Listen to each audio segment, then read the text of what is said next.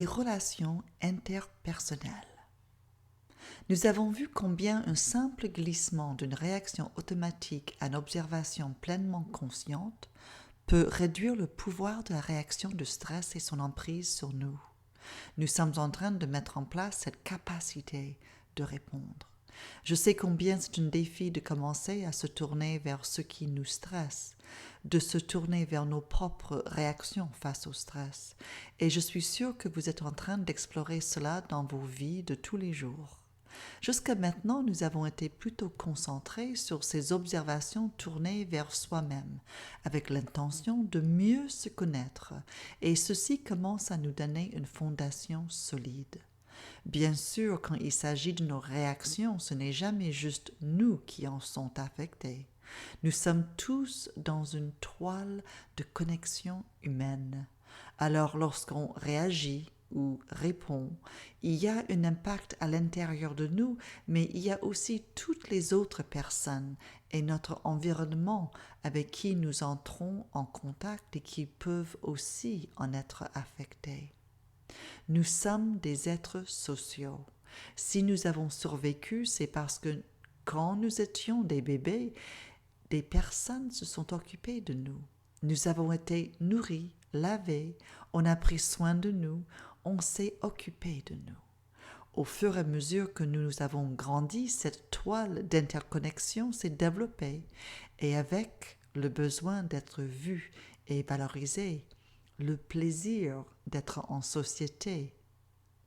Comme une fleur qui se tend vers le soleil, chaque être humain a reçu dans son enfance certains messages. Par exemple, on a compris peut-être que pour obtenir l'approbation et l'amour, il fallait réussir à l'école, ou il fallait manger tout ce qu'il y avait sur notre assiette. Comprendre comment nous avons été élevés et avec quel message peut parfois nous aider à se défaire de certaines croyances qui ne nous servent plus ou qui sont plus limitantes qu'autre chose. Alors, il est vrai que pour beaucoup d'entre nous, notre stress est souvent relationnel. On se dit parfois tout serait parfait si toi, tu étais différent. Ou ce sera bien si j'habitais seul. Par exemple, quelqu'un a un accident et se blesse la jambe gravement. Il y a de la douleur et une condition à traiter. Il s'agit d'un problème avec le corps de cette personne. Or, cette blessure peut avoir un impact sur cette personne et les relations de cette personne. La famille ou le partenaire qui doit s'en occuper à la maison pour faire des courses ou l'amener la personne blessée chez le médecin. Cette personne blessée ne peut pas travailler et peut-être il y aura un impact financier. Au travail, il y a des personnes qui doivent faire son travail à sa place en attendant son retour, etc. C'est une véritable toile d'expériences et de relations interpénétrantes. Alors peut-être quand vous observez vos communications cette semaine, vous avez observé cela. Rappelez-vous qu'une des questions était qu'est-ce que j'ai voulu? Et l'autre personne, qu'est-ce qu'elle avait voulu, cette autre personne, dans cette communication stressante? Parfois, on n'est pas sûr de ce qu'on voulait vraiment, n'est-ce pas? Ni ce que l'autre personne voulait. Il y a une sorte de lutte. Si on peut commencer à comprendre nos propres besoins à ces moments, nous avons une base plus solide pour travailler plus efficacement avec les personnes avec qui nous sommes en connexion. Alors, revisitons ces questions que vous êtes posées cette semaine en remplissant votre calendrier de communication. Qu'est-ce que je voulais? Qu'est-ce qu'elle a voulu, l'autre personne? Qu'est-ce qui s'est passé quand je n'ai pas eu ce que je voulais? Parfois, on réussit à obtenir ce qu'on veut, mais après, on découvre qu'en fait, on ne le voulait pas. Alors, je vous invite à considérer ces questions et vous pouvez maintenant fermer les yeux.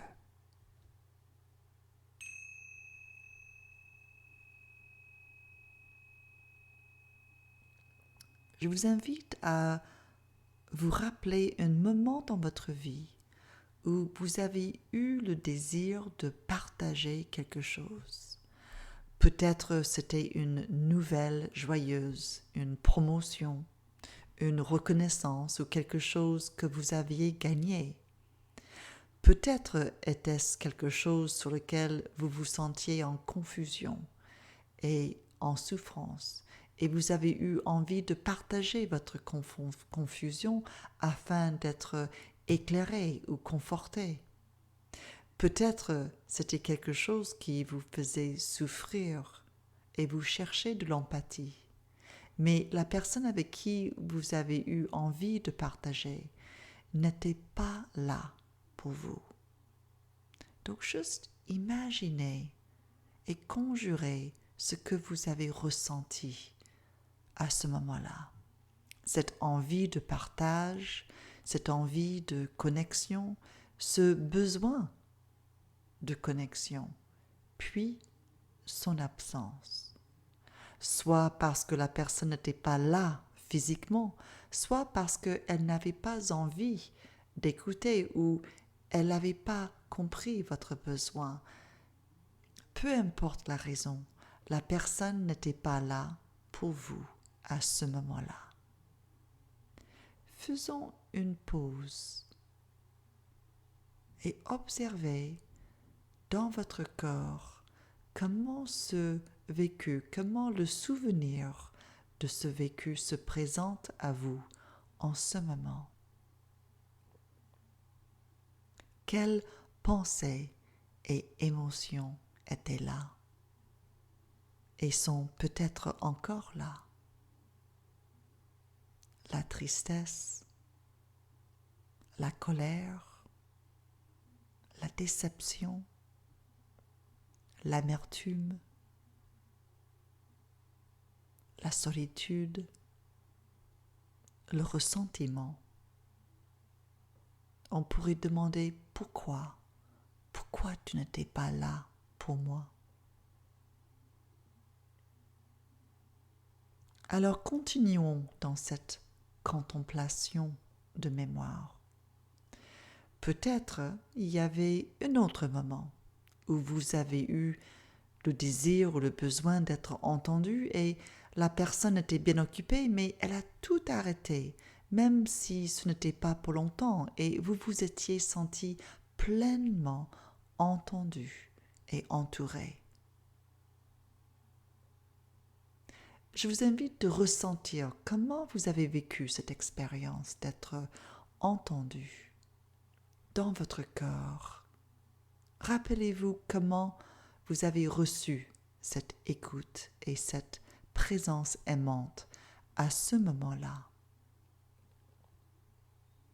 On peut sentir l'expansion pendant ces moments, n'est-ce pas? Au lieu de contraction. On peut sentir de la gratitude d'être valorisé, écouté, aimé. C'est important de reconnaître que nous avons été, en fait, ces deux personnes. Parfois, nous avons été la personne trop occupée ou trop préoccupée de voir ou d'écouter le besoin de l'autre. Mais parfois, on a été cette présence aimante et confortante pour l'autre. C'est tellement un énorme cadeau, le plus grand cadeau, de pouvoir offrir une vraie écoute sans jugement. Et c'est aussi un énorme cadeau qu'on peut faire à nous-mêmes lorsqu'on tisse des liens d'amitié avec nous-mêmes et avec l'autre de cette façon. Un cadeau à donner, un cadeau à recevoir.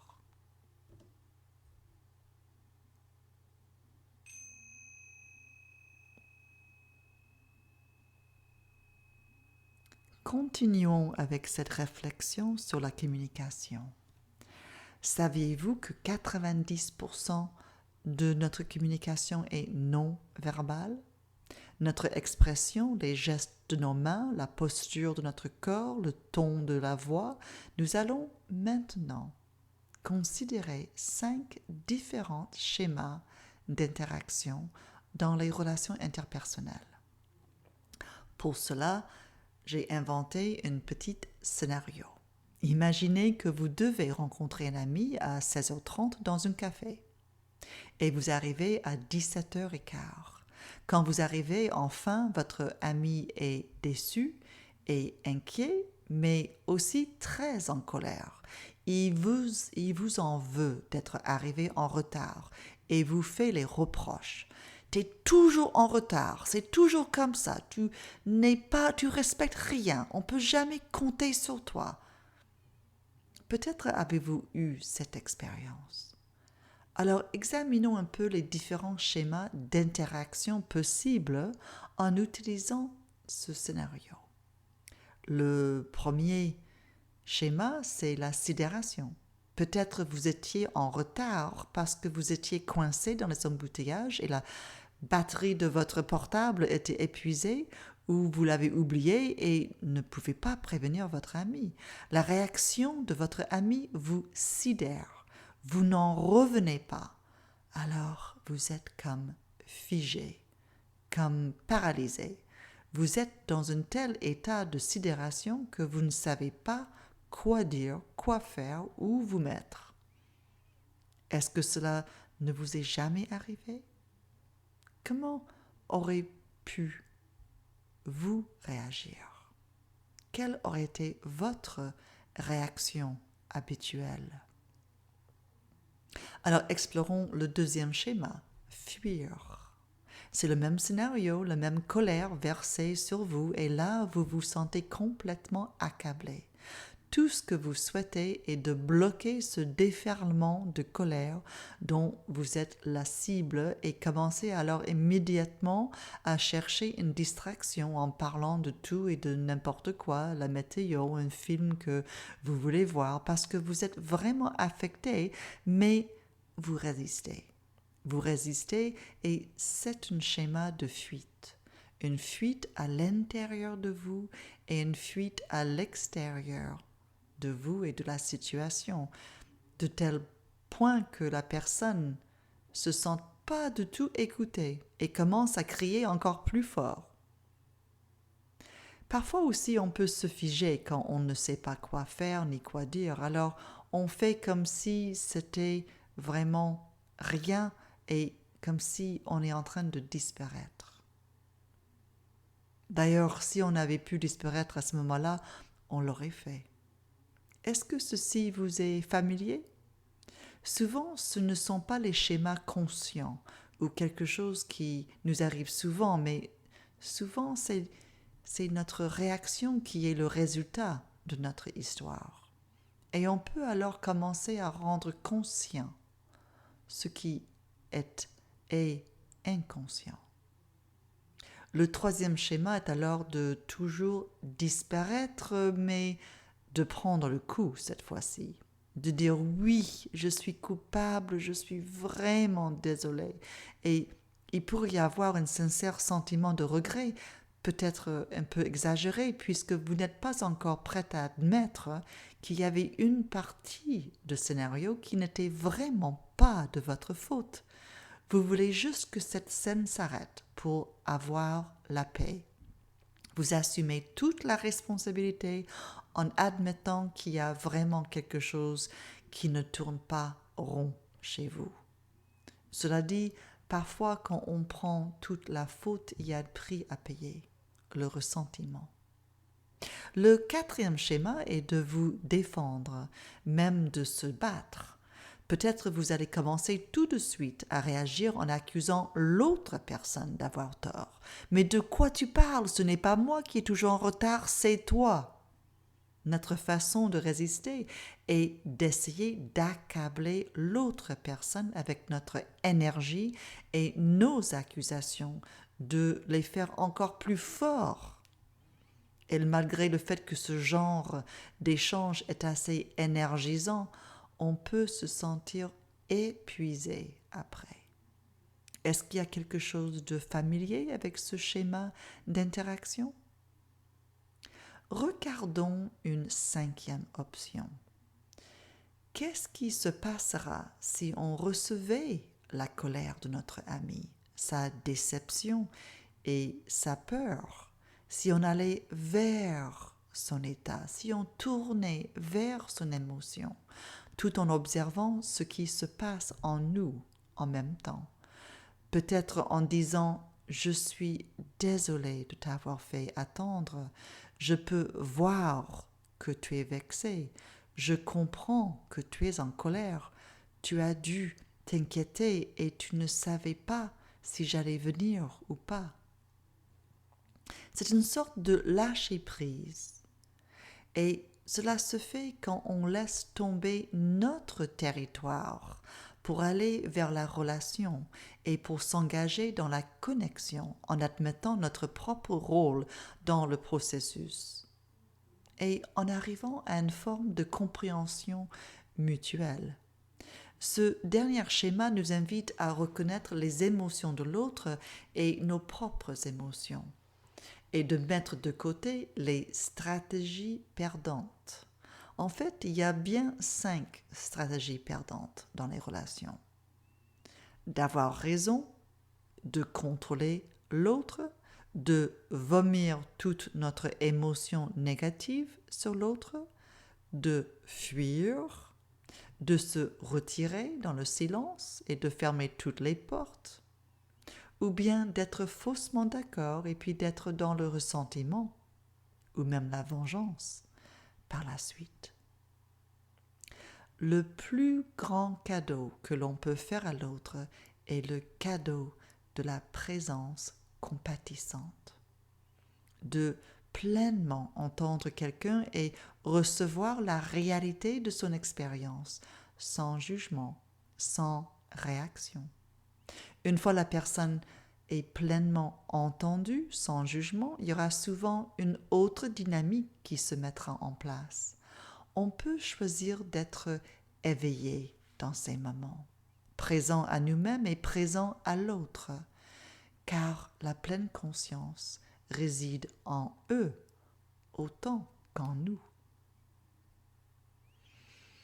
Alors, pour terminer, prenons quelques instants pour vous connecter avec votre corps à présent, de sentir la sensation tactile de votre respiration. Vous êtes assis ici et maintenant dans votre vie. Je vous invite à reconnaître votre courage, votre discipline et votre honnêteté en acceptant de regarder de près ces choses, les schémas, les conditionnements, et comment ces situations peuvent vraiment nous voler notre plénitude. Et comment aussi ces situations sont des opportunités de lâcher prise. Dans le mot communication, il y a le mot commun, d'être dans cette intimité avec soi-même, avec l'autre et avec la vie est vraiment au cœur de la pratique de la pleine conscience. Continuons cette exploration dans l'esprit de la curiosité bienveillante et avec le désir d'apprendre et d'aller à la rencontre de l'autre et du monde, en utilisant de nouveaux schémas. Alors, quels sont les schémas que vous reconnaissez comme étant ceux dans lesquels vous vous trouvez le plus?